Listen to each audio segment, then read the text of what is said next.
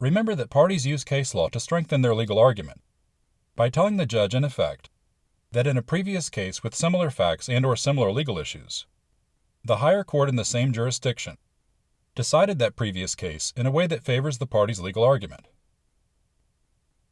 Note that there are two basic types of arguments between parties in a legal dispute: factual arguments and legal arguments. A factual argument is a disagreement over the truth of what happened.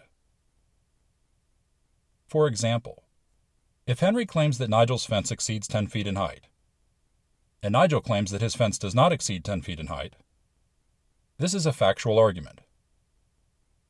Likewise, if Henry claims that Nigel built his fence only to annoy Henry, and Nigel claims that he had other reasons to build his fence, this is also a factual argument. The most important tool a party may use to build their factual argument is evidence. A legal argument, on the other hand, is a disagreement over whether and/or how the law should apply to a particular set of facts. For example, if Henry and Nigel disagree over whether Nigel should be required to remove his fence under the law, yet they do agree on all the key facts of what happened, meaning they agree that Nigel's fence exceeds 10 feet in height. They agree that Nigel built his fence, at least in part, in order to annoy Henry. And they agree that Henry was injured in the comfort and enjoyment of his home. Then Henry and Nigel's argument would not be over the facts of what happened, but rather their argument would be over whether or not the 841.4 statute applies to their particular set of facts. Their argument would therefore be a legal argument. Note that 841.4 does not describe what is meant by unnecessarily exceeding 10 feet in height, which may potentially give rise to a legal argument.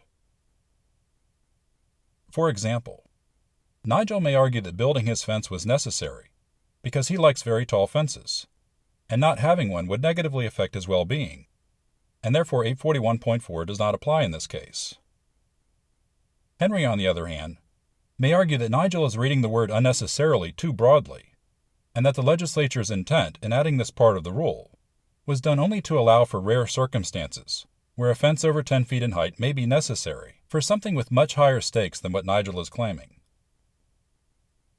This statute also does not describe what is meant by maliciously erected or maintained for the purpose of annoying their neighbor, which may also potentially give rise to a legal argument. For example, Nigel may argue that maliciously under 841.4 means that he must have had no other reason to build his fence other than to annoy Henry, and because he had other reasons, this rule does not apply. Henry, on the other hand, may argue that Nigel is reading this part of the rule too narrowly, that a defendant may be found to have acted maliciously under this rule, even if the defendant had other reasons to build their fence besides to annoy their neighbor.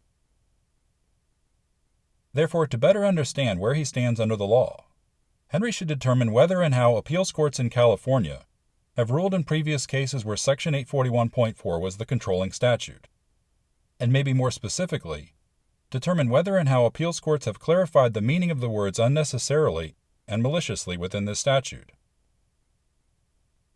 Remember that appeals courts, in part, define the meaning of statutes, modify previously established case law, and set new standards for how and when the law should apply to a particular set of facts. Therefore, the most important tool a party may use to build their legal argument is case law.